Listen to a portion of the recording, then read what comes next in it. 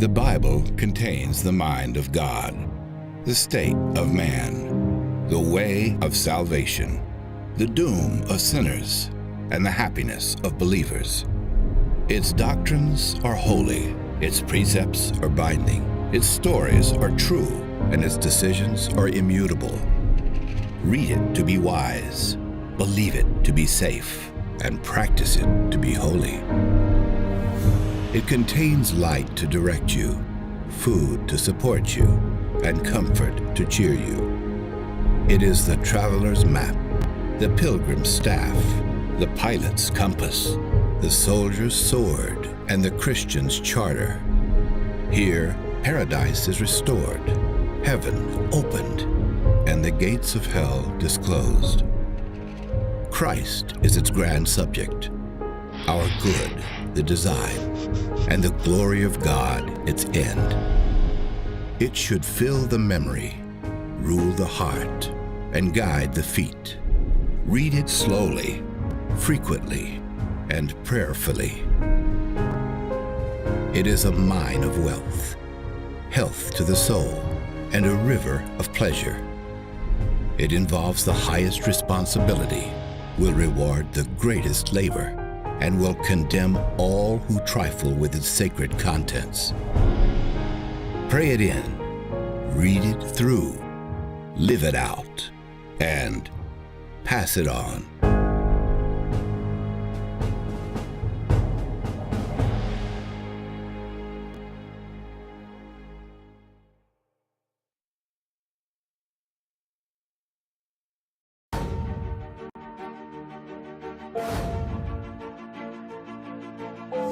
And when we have accurate knowledge,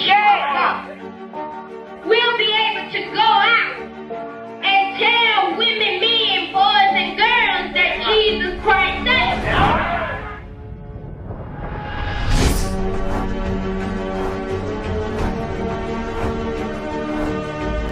The spirit that's in you is to be innovative, to defy the odds, to go against the grain, to go against tradition, to do a new thing, to do a radical thing.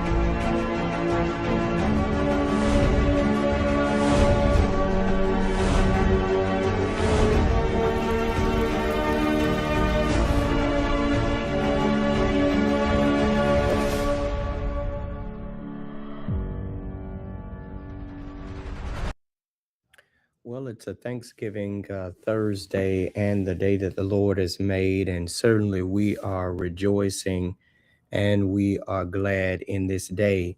I want to take this opportunity just to welcome you to the Takeoff Prayer Call, a ministry of Igniting the Flame, and how deeply grateful I am for each of you and your daily commitment to prayer and to seeking God as we endeavor to start today and each day off the right way. What we know to be true is that time spent with God is never ever wasted. It always sets the tone, the pace, and the tempo for our day, whereby we can boldly declare it. This day was made for me, and I was made for this day. Come on, declare that with me. Type it in the comments. This day was made for me, and I was made for this day. That's why we're starting it off, family, the right way. And I'm glad that God has given us this opportunity of prayer and seeking Him, starting our day with Igniting the Flame, which, as I always remind you, we're not a church, we're an evangelistic ministry that continues to bring you this daily message of encouragement, of empowerment, igniting you as you go forth into your day. We are even more a movement of flame igniters in various cities and states across this country who collectively have taken the mandate from the Lord to creatively reach the least, the last, and the lost through the power of our talents, testimonies, and technology. And you are a part of it. Would you take a moment now? I want to reach as many people as possible.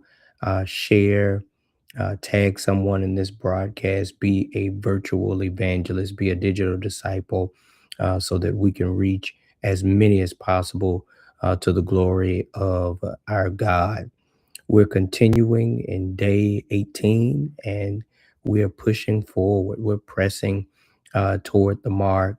And I hope that you're staying in faith and in prayer and in focus as we navigate this time and place and space. I also hope that, especially for our family in Pittsburgh, that you are safe. This weather is affecting so many in different ways across this country, and we are continuing to assess the weather situation. We're believing God that things will continue to progress, that we can be together on Sunday, and I can't wait to see you. But listen, during this time, we're lifting all of our sick, all of our shut in, all of our bereaved. And I want to thank you for your prayers yesterday as we traveled to Alabama, remembering the life and the legacy. 1 year ago, Mr. Rodney Rudolph transitioned, and yet we had a time of remembrance, but also fellowship. Today, I am headed to the Grace Baptist Church to honor the life of Mother Betty Carter. I always say God is giving me now a Betty everywhere we go. We have Sister Betty Alexander at Central, and God gave us a Betty at Grace Baptist. In fact, two, Mother Betty Satterwhite and Mother Betty Carter. And I want to thank God for the life and the legacy of Mother Betty Carter today. And so it is in light of that that we lift up her family, and that we are only on Facebook and YouTube today. We also celebrate all of our birthdays, all of our anniversaries. If today is your day, let us know. Be happy to say happy birthday or anniversary to you in the comments. Thank God for your life and your love, and you know it. We love you, and there's nothing you can do about it. We're continuing to navigate these chapter 26, and this has been a powerful series thus far. Today, we find ourselves at Deuteronomy chapter 26 and verse number 5. Now, we deal with the full chapter, but we highlight a verse that becomes sort of the spine or the crux for the chapter. And in Deuteronomy 26, we are here at verse number 5. Now, hear the word of the Lord. Then you shall declare before the Lord your God, my father was a wandering Armenian, and he went out into Egypt with a few people and lived there and became a great nation, powerful and numerous. Let me read that one more time. Then you shall declare before the Lord your God, my father was a wandering Aramean, and he went down into Egypt. I had to correct that name, y'all. He went down into Egypt with a few people and lived there and became a great nation, powerful and numerous. I want to just challenge you, challenge us. Don't forget the journey. Don't forget the journey. God's going to bless us. God's going to grow us. The best is yet to come. And when God blesses us today, he tells us, don't forget the journey. I've discovered that one of the greatest dangers in life, family, is not hardship. It's arrival. You see, struggle, when you down on hard times, you'll pray, no problem coming to church, no problem getting on the prayer line. It's when you get successful, that becomes the real test. And it is a test of your memory. And I believe that God centers us in this Deuteronomy 26, because he says, I want to bless you. But before you enjoy what I gave you, I want to know if you remember how you got here. Because see, blessings don't just change your situation, your status. These things reveal even deeper your character. So let's look at this thing together. Deuteronomy is Moses's final sermon series. Deuteronomy is Moses's final sermon series. He's wrapping it up. Israel is right there on the edge of promise. God had brought them out of Egypt, brought them through the wilderness. The promised land is right in front of them. And Moses knows this is a very dangerous place to be, because see, they are now about to move from dependence to ownership.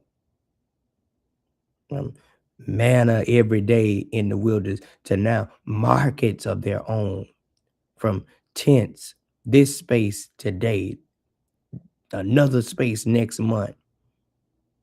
And now they're going to get houses, from wandering from here to there. And now they're going to settle. And God says, before you settle, worship me. Worship me. Now, let's look at this, because God desires a testimony from his people. Now, yes, this is where God begins to institute the tithe as he has according to Levitical law. But God said, when you get there, don't just bring the first fruits, but bring them, place them before the altar, and say something. That in essence, our worship cannot be silent, but you got to say something. And what informs what you say is your memory. That when I think of the goodness of Jesus and what he's done for me, my mouth, my soul cries out. So God tells them here in verses 1-4, don't just give me fruit, give me your story. Somebody declare, I got a testimony. I got a story. And notice here in verse number 5, he talks about how his father is a wandering Aramean. This is Israel's testimony. They don't start with strength. They don't start with power. They don't start with land. They start with wandering. God makes them say, when you come before me, we were unstable. We were vulnerable. We were outsiders. See, a lot of folk come before the Lord and they think they always been where they are today. But he tells them, remember, this is the Lord speaking. The Lord said, when you come before me, I want you to remember, not that I forgot. It's you that forgets how you were, your ancestors were wanderers. Remember your brokenness. See, it's that brokenness that keeps us humble before the Lord.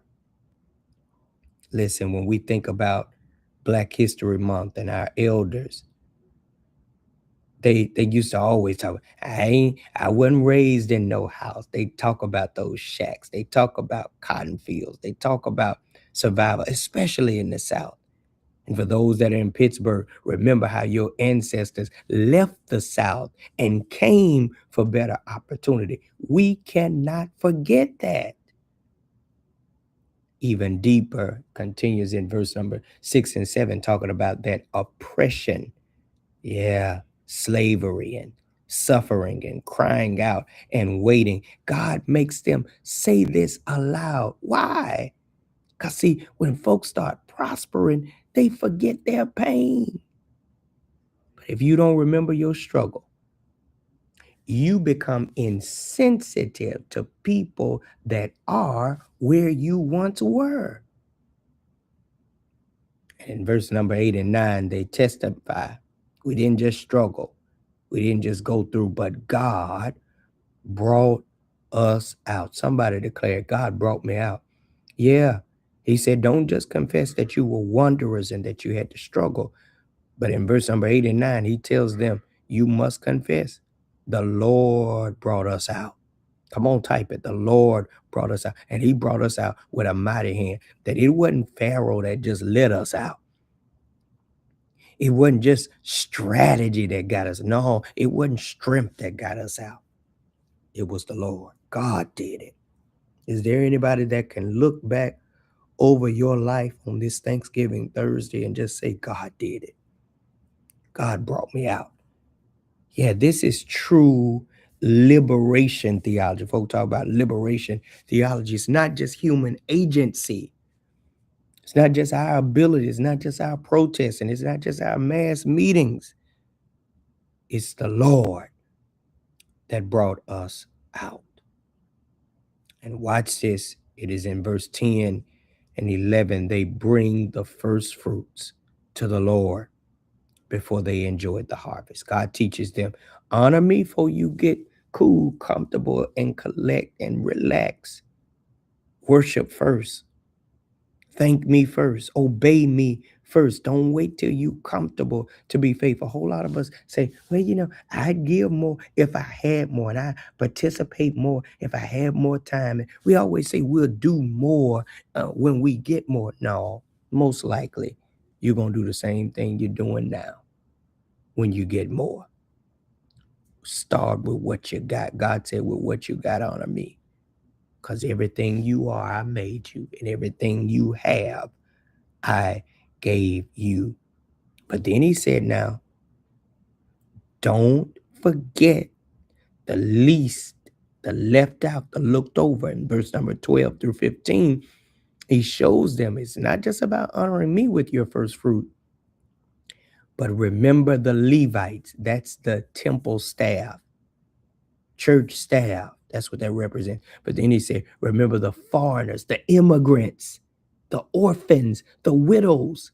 He said, if I bless you, it's not just for you, but look out for those that are blessing you through the temple or through the church. And also remember the immigrants, because you were once one. It's amazing. All these people who are writing legislation, who are crafting policies that affect immigrants, their ancestors were immigrants to this place. And their ancestors put out the people that were natives to this place. We ain't gonna go there, but he said, remember, if I bless you, you're blessed to be a blessing. But most of all, remember, he closes the chapter this way: you are my treasured people. You're my children. Come on, just say, I'm his. I belong to God. He says, you are my treasured people. And I want you to live like you're chosen. You're not working to become chosen. You don't give to become chosen. You don't pray to become chosen. You're already chosen, and therefore you should give. You should pray. You should serve. You should look out and be a blessing to others. I want you to know, as we live out Deuteronomy 26, that God is calling us to never forget where he's brought us from. Tell our story, especially to the next generation. Worship. Make worship a priority like never before in this year, whether it's virtual, whether it's in person. And sometimes worship got to go virtual so you can learn that it's all right to pray and to praise and to study his word from your home. Give before you get comfortable. Because when you get comfortable, a lot of times you don't give. Remember to take care of God's house because he's taking care of yours. To honor God as he has honored your life.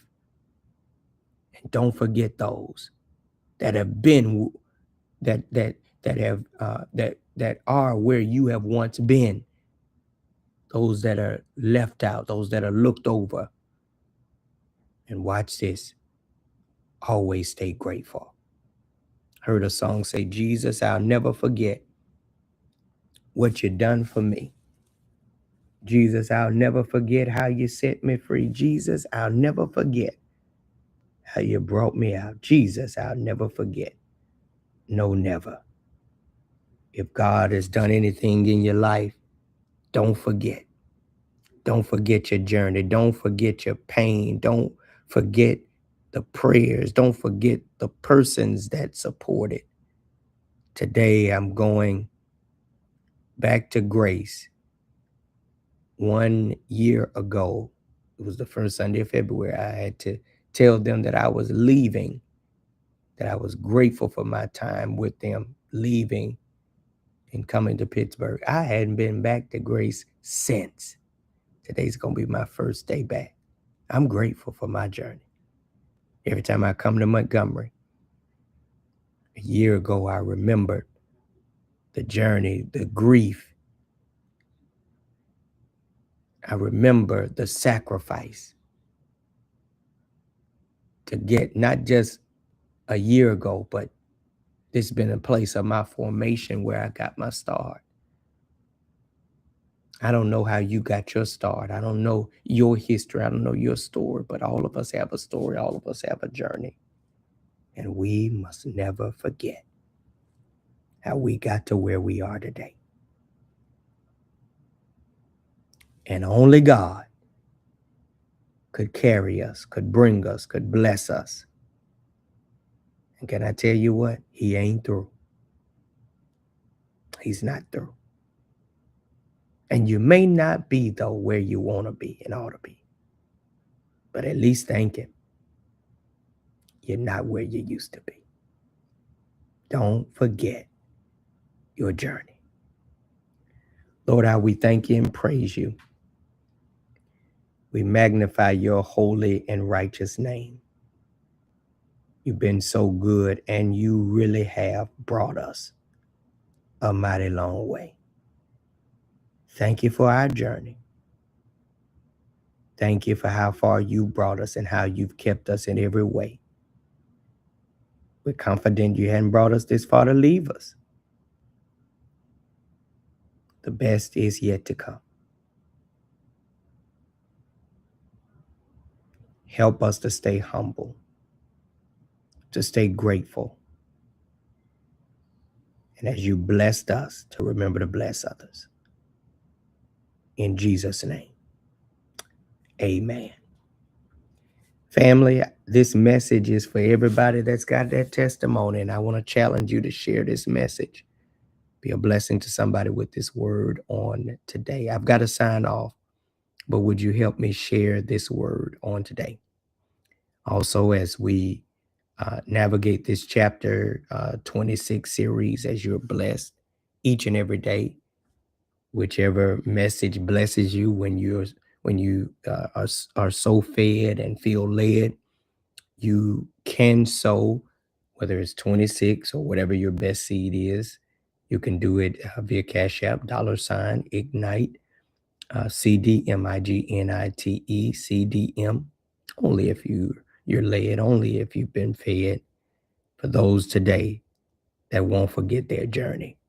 Hey, may the Lord bless you. May the Lord keep you, pray with and for me as I travel today and as we do our best to get back on Saturday. Be safe, y'all. Be safe. And as always, we love you, and there is nothing you can do about it. Be blessed.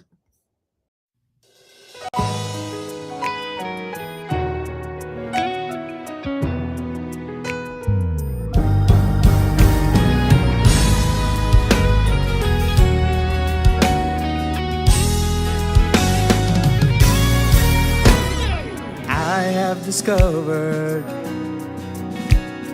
evil wants to overtake me. I'm encouraged to keep his light shining in me. no longer bound beneath the load of guilt and shame.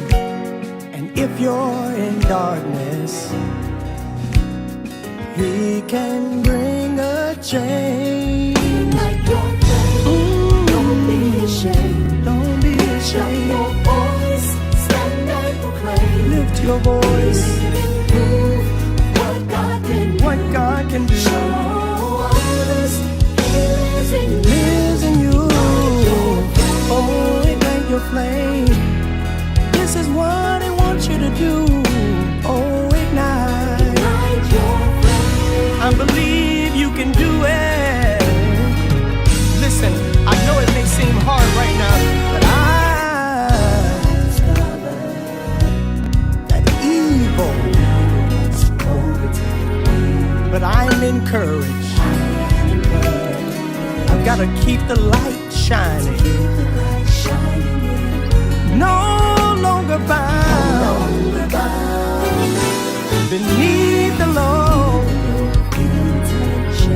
And if you're in darkness, I know He can make a change. Make a change. Don't be ashamed.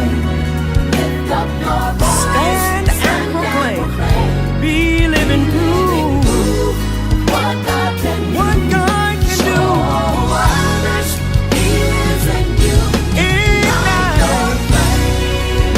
He wants to use you. He can give you a brand new start.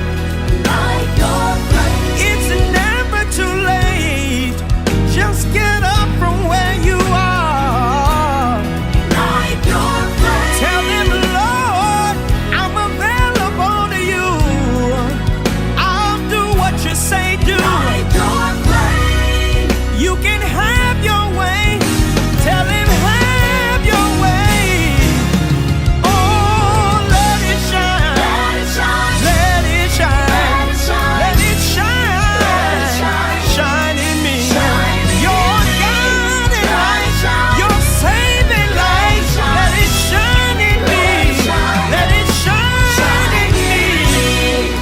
Let your light so shine before men that they may see your good works and glorify your Father which is in heaven.